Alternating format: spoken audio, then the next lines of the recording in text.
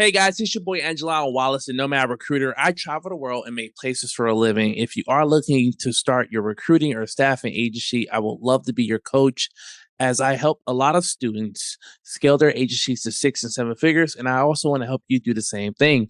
So today we're going to be talking about how to start a recruiting agency in Dubai. I know a lot of people are looking for side hustles and a lot of people are starting to move to Dubai. It's really a hot topic.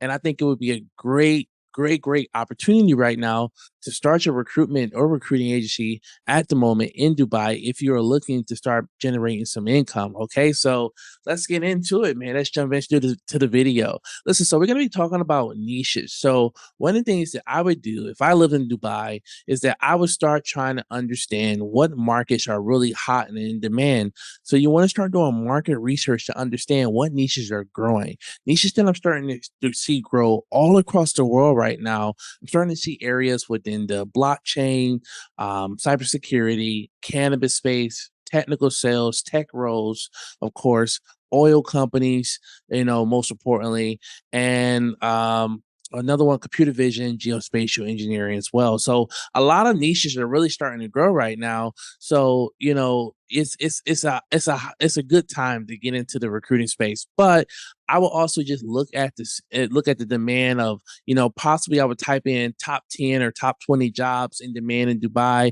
And that right there can give you a good idea of what niche that you possibly want to start specializing in with your agency. So that's going to be extremely important. Okay, so in recruiting, there are two different sides of the coins. You have recruiting and you have staffing. So staffing also is referred to as contracting and temporary hire, where recruiting focuses on full-time and direct hire as well at the end of the day. Okay, guys, if you guys are trying to get your agency started, you're going to want to be looking for banks.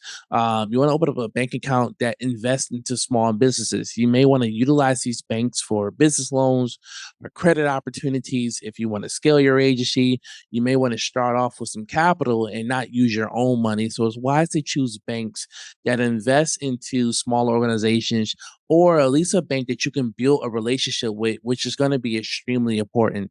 Guys, you do want to register your business. I know pretty much we say we use the term in America, EIN number, but whatever the equivalent is, but you want to make sure that you get your business registered in Dubai, and or you can register back home as well, depending on where you're gonna be doing your recruiting at as well. But it's a simple process. Don't overthink it. Don't try to prolong it or make it a 4 week or 2 month or 3 month process. Is most of these things can be done online. You can register your business online. You can get your EIN. You can get your bank account as well, and you're good to go as well. What's going to be important is getting a website. So you want to make sure that you're focusing on the brand. You want to make sure that you have a website that shows that you are a recruiting agency as well. You want to make sure you're having the services that you offer, so you want to be a full service agency. You want to offer both contract and full-time recruitment. You want to offer, contingency recruitment as well. You want to show your services. You want to have the about us pictures. You want to have your social media profiles connected to your website. So your LinkedIn, your email is going to be extremely important. You don't have to have all the social media profiles. It's not necessary to have a Facebook group, but it do depends on your niche. There are some niches that where Facebook is becoming much more higher in demand. Often, like something in the nursing space, you see a lot more recruiters are using Facebook to source for nurses from time to time. So, but for most of your niches, you don't really need a Facebook group. But with your website, you just want to make sure it's clean. You want to make sure it's simple. Um, if you have the capital, of course, invest into it. But I always recommend a lot of my students not to really put no money into their website until you make your first deal. So the first website you create, you can build it, or you can hire someone online to create it for you for $100 or $150, something simple, something straight to the point. And then once you get a lot more capital, then you can start using that money to put more effort into your website. And that's where you get a job board, you start listing your jobs, and you stop relying on a lot of job boards out there because they can be costly, and you don't want to waste money at the end of the day as you're trying to scale your agency and get it off of the ground. So that's going to be extremely important. Okay. business name. So a business name is really important. I guess the thing is you want to make sure that people understand what your business does within your business name. So if it's Dubai Recruiting Solutions or Dubai Staffing Solutions or Dubai Recruitment, whatever you call your agency, AI Recruitment, but just make sure people understand they can identify who you are and what services you offer within your business name. And that's going to be extremely important. Now, you can do a DBA, you could do a doing business as, you can shorten your name if you want to have a shorter email address, but try to not overthink it and try to simplify it and just try to be memorable at the end of the day as well. Don't overthink the title, but like I said, just make sure some people can identify you as a recruitment and recruiting agency, as someone that offer these solutions. So it's much easier to find you on the SEO, online, or even if someone refer you on LinkedIn as well. You don't want no confusion about your business name at the end of the day. So how much can you make? Well, right now in my program, I have students making upwards 20 to $50,000 a month. So you can make 20,000 per hire. You can make 40,000 per hire. I've even had students work on $100,000 deals. What we do in recruitment, pretty much we charge a base salary. We charge a percentage on top of the base salary. So if you're working on a job and the salary is $200,000 and you charge 20%, you're gonna get you're gonna get over. I'm so sorry, I just had a brain just had a brain fart. I'm sorry about that, guys. All right. So if you're charging 20%, you're gonna get $40,000 for that role, at the end of the day. Okay. If you do $100,000 salary and it's 10%, you're gonna get $10,000. So the sky's the limit at the end of the day of how much money you can make with some of these deals. And a lot of people are willing to pay it. People always ask me, well, AJ, why would someone use a headhunter? Why would someone use a recruiter? Aren't there people? Don't they already have talent acquisitions or in-house recruiters? Well, yeah, this is true. A lot of companies do have talent acquisitions and they have human resources, but they don't headhunt. They don't go out searching for people. They don't go out trying to poach from competitors and steal candidates. This is what we do. So a lot of these companies don't do that on their end. And a lot of these companies are, these are in-house recruiters. So a lot of in-house recruiters sometimes do more admin work. They do a lot more work centered around culture. So, and the culture of in-house is very laid back, where as headhunters, 360 recruiters like myself, we got to go out, we got to kill what we eat. So we have to go out and find our own jobs. We got to find our own candidates. So it's very different. So for a lot of people watching this video, you may not know, but I'm what people call a 360 recruiter. So a 360 recruiter is someone who does it all from start to finish. You do your candidate, you find your candidates, you find your clients, you do the sourcing, you're doing outreach, you're doing it all from start to finish. Your in-house recruiter, so somebody that works for like Amazon, Facebook, LinkedIn, or Google, they already work for organizations. So they're not doing business development. They have to go out sometimes and do sourcing, but they may not be doing that much sourcing as well. So it's two different types of recruiters, at the end of the day. My background comes from a 360 background. I've worked for two agencies and I still have my recruitment agency at the end of the day. So, I'm teaching you how to headhunt from an agency standpoint, which is completely different from a in-house standpoint. So just so you guys understand that and understand the difference, which is important. So how do you qualify candidates? This is a really great question. Okay. So some of the questions, that you want to be asking your candidates, you want to be asking them questions like, first question you want to be asking is location. Where do you live? So hypothetically, if you're recruiting for a job, you want to make sure your candidate lives within a certain mile radius of the job or live in the city or the country. Sometimes you get people applying to jobs and they don't even live in the location, and your client may not have a budget for relocation or a package for relocation, and your candidate may not be able to afford to relocate as well. So you just need to make sure, keep that in mind. Also, you just want to make sure that people are not applying to your jobs and they need sponsorship, especially if your client is not offering sponsorship. you don't want to waste your time. So you want to make sure that, the candidates that you're representing have visa status or they have visa rights. You want to make sure that they don't need sponsorship or they're citizens of the country that you're recruiting for. And I say this to say, so we have students in our program from all over. We have students in Dubai, we have students in Australia, in Canada, America, Nigeria, Europe, we got Czech Republic, London, South America, you name it. We have students all over inside of our program, and we have a lot of testimonials and results. But I say this to say, like I'm saying, you guys can recruit from anywhere. A lot of the strategies and the things I teach are universal. So when coming and qualified as candidate, you want to be asking about location. You want to make sure they're there. You want to be asking about salary. You want to make sure they're within your budget. So hypothetically, if you're working with a client and their budget is only 150,000, and the candidate comes to you and say they want 230, sometimes they could be overpricing themselves, or they could be on a high salary and you just may not have the budget. It may not be worth your time to waste for that working with that candidate. You may need to let them go because they're out of budget. And you don't want to force someone or pressure someone to take a salary lower than what they're currently making, because it's a strong possibility they may not stay in that job that you put them in within the first 60 or 90 days if something good comes to them. And agreeing about it, we offer a client a guarantee. So a guarantee is when we guarantee a client that the candidate is going to stay in the job for a minimum of 60 or 90 days. And if that candidate leaves within 60 or 90 days, we may be forced to pay the money back or do a free replacement. So that's going to be important to understand as well. Excuse me, guys. So you want to think about that as well. You're going to think about the candidates you're working with and their current salary situation and location.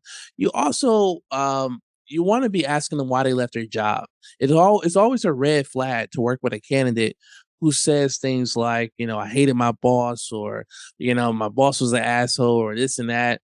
Sometimes you got to educate your candidates on, making sure that they don't use those responses in the next interview. But sometimes it could be a red flag working with candidates like that as well. So you want to make sure, you correct that, very important. Another thing is going to be notice period. So you want to be asking someone when is a notice period, because depending on a niche, there are people out here with 30, 60, even 90-day notice periods. And sometimes you got to ask yourself, well, how soon do my client want this person to start? If my client wants this person to start immediately, this may not be the person that I should present in front of them, being that they can't start a job for a whole month or 2 months. It also may prolong you from getting paid, that's something you may be looking to do, or something that you may be looking to make at the end of the day as well.